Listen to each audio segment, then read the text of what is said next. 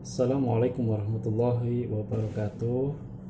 Nama saya Abdul Aziz Yunus. Saya sedang menempuh pendidikan di Universitas Pancasakti Bekasi, Fakultas Ilmu Pendidikan, Program Studi Pendidikan Ekonomi. Pada kesempatan kali ini saya akan menjelaskan materi tentang alur negosiasi dan kekuatan negosiasi. Ini merupakan tugas untuk UAS pada mata kuliah komunikasi dan negosiasi yang diampu oleh Ibu Cynthia Anissa Rahman Putri SPD MPDE. Marilah sama-sama kita simak materi yang akan saya sampaikan berikut ini. Baik, yaitu yang pertama pengertian negosiasi. Menurut para ahli yaitu dari Hartman, negosiasi merupakan suatu proses komunikasi antara kedua pihak yang masing-masing mempunyai tujuan dan sudut pandang mereka sendiri yang berusaha mencapai kesepakatan yang memuaskan kedua belah pihak mengenai masalah yang sama. Nah, ini merupakan pengertian dari negosiasi. Selanjutnya yaitu ada tahap-tahap negosiasi. Yang pertama yaitu tahap perencanaan. Tahap ini mencakup 3 tugas utama, yaitu sasaran negosiasi, strategi negosiasi, proses negosiasi. Tahap yang kedua yaitu tahap implementasi. Yang pertama yaitu taktik cara Anda dalam bernegosiasi, yang kedua taktik bekerjasama, yang ketiga tindak bertindak apa saja yang akan dilakukan dalam bernegosiasi, yang keempat yaitu taktik melangkah ke tujuan lain. Nah, yang selanjutnya tahap ketiga yaitu tahap peninjauan. Pada tahap perencanaan yaitu yang pertama yaitu sasaran negosiasi. Nah, ini sasaran negosiasi ini tujuan akhir dari negosiasi tersebut. Nah, di sini ada dua. Yang pertama yaitu sasaran ideal dan sasaran dasar. Ini merupakan tujuan atau akhir dari sasaran negosiasi tersebut. Yang selanjutnya yaitu strategi negosiasi. Strategi negosiasi ini ada 3 strategi bagiannya, yaitu strategi kooperatif, strategi kompetitif, strategi analisis. Nah, untuk strategi kooperatif itu maksudnya yaitu terjadinya kesepakatan dari kedua belah pihak yang sedang bernegosiasi. Nah, yang kedua yaitu strategi kompetitif, yaitu bagaimana yang bernegosiasi itu nantinya ada namanya pemenang atau bisa mengalahkan lawannya dalam bernegosiasi. Nah, yang ketiga yaitu strategi analitis.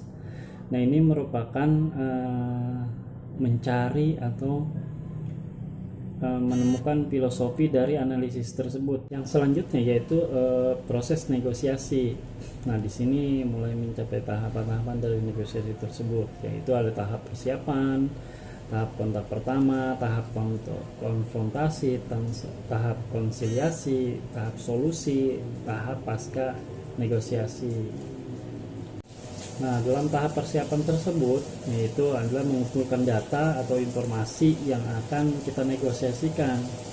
Nah, terus ada yang tahap selanjutnya tahap kontak pertama. Nah, itu ada pertemuan pengenalan antara kedua belah pihak yang terlibat.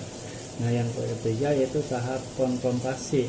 Nah, sini ada saling berjajak pendapat atau melakukan debat pendapat itu antara kedua pihak tersebut yang sedang bernegosiasi.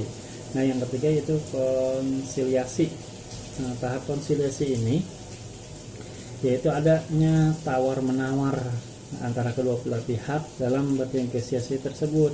Nah, yang keempat selanjutnya yaitu tahap solusi. Nah, ini sudah ada penyelesaian, yaitu ada yang satu menerima yang dengan kesepakatan yang ada. Nah, yang terakhir itu pasca negosiasi. Nah, ini merupakan untuk tahap selanjutnya penyelesaian dari dari pelaksanaan negosiasi tersebut. Selanjutnya yaitu tahap peninjauan. Nah, ini merupakan evaluasi dari tahapan negosiasi yang telah kita lakukan. Nah ini misalkan apa mudah mencapai belum atau belum dengan tujuan kita dalam negosiasi tersebut. Nah misalkan belum sampai, berarti ini merupakan pelajaran yang untuk negosiasi selanjutnya itu lebih baik dan mencapai tujuan yang kita inginkan. Selanjutnya yaitu keterampilan dalam bernegosiasi. Nah ini menurut ahli yang Matok dan Ehrenberg, ada 10 hal yang sangat diinginkan oleh pihak lawan, antara lain yaitu merasa nyaman akan dirinya sendiri, tidak merasa dibohongi, sekutu yang kekal, mengetahui dan memahami lebih banyak, menyelesaikan negosiasi tanpa harus bekerja terlalu keras, menyelesaikan uang, barang, pelayanan yang bagus, diperlakukan dengan ramah, disenangi, komunikasi yang jelas, mengetahui kemampuan dan usahanya. Selanjutnya yaitu kekuatan dan negosiasi. Nah itu kekuatan itu apa sih?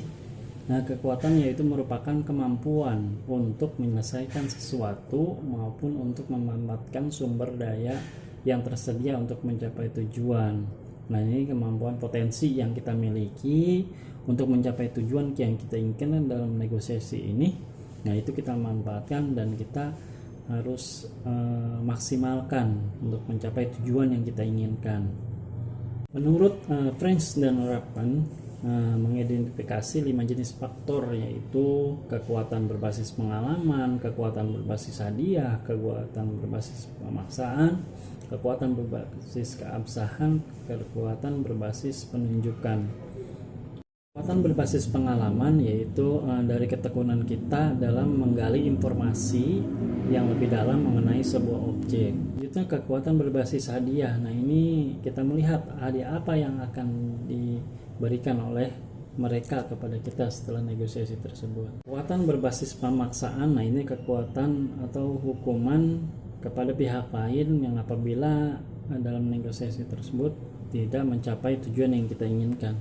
Itu kekuasaan berbasis keabsahan, ya ini merupakan kekuatan dari pemegang kekuasaan tertinggi pada suatu lembaga formal, ya contohnya misalkan lembaga tertingginya presiden, wakil presiden. Nah itu misalkan itu kekuatan berbasis penunjukan. Nah ini rasa kagum yang amat dari suatu perintah yang telah diperintahkan, kita jadi lebih semangat lagi. Ini kalau merupakan sumber kekuatan yang berbasis penunjukan. Demikianlah yang dapat saya sampaikan, kurang lebihnya mohon maaf. Wassalamualaikum warahmatullahi wabarakatuh.